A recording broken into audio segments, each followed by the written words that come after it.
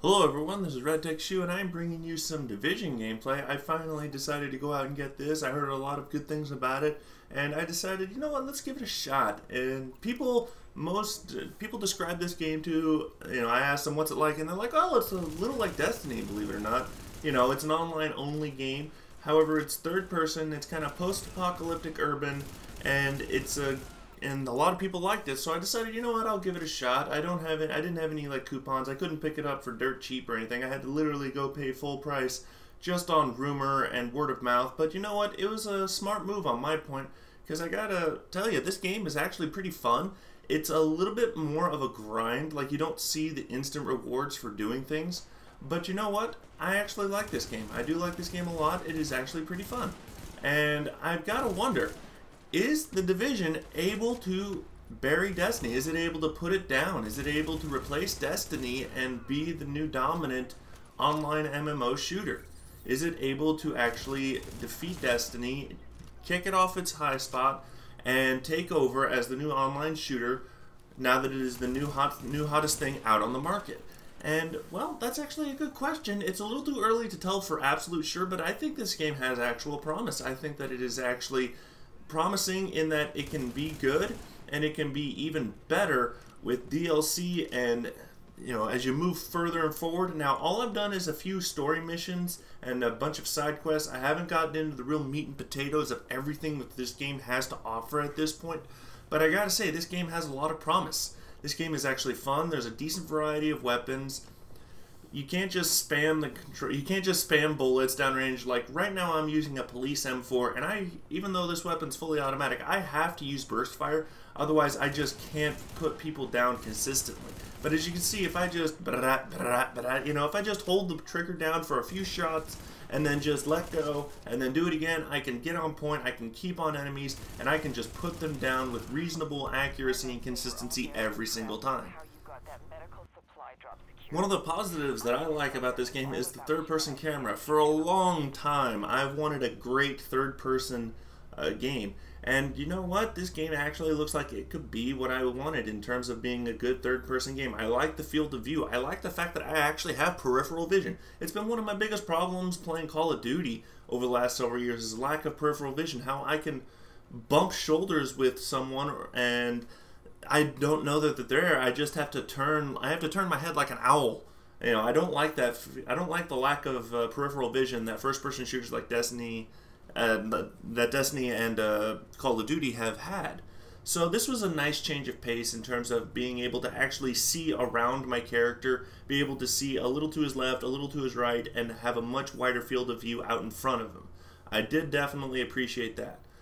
The weapons are kind of, there's not a huge variety as of right now, but you know what? The game just came out, and I'm willing to bet there will be more DLC weapons and stuff like that. But speaking of DLC, and speaking of, varieties, there's one thing that this game does not have a huge variety of, and that is enemies. The enemies are fairly standard so far. It's mostly just common street thugs, but every now and then you'll get an enemy that has a name, like Melissa or Joe or Bob.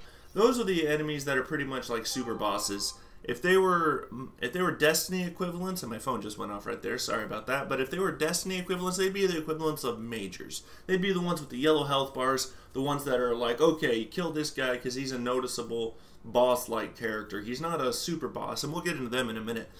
But the variety of enemies is just a little lacking, but I've only explored a few regions. But down here we actually see a nice, a new type of enemy, and that are these guys down here in the pump room. They're like flamethrower guys or whatnot. They have these fire packs on their back, and I'm just like, oh, cool, nice. Now, one thing I am a little curious and concerned about is what's going to be like if there's ever going to be a raid equivalent like there was in Destiny. If this is going to replace Destiny, it's going to have better features, or at the very least a lot of equivalents. And one of the best things about Destiny were raids, whether it was Vault of Glass, Crota's End, Prison of Elders level 35, the Skolas run, which to me that never should have counted a raid. That was just a glorified strike. Any Prison of Elders run was nothing but a strike in my opinion, because you only used 3 people. A raid consisted of 6 people in Destiny, in my opinion.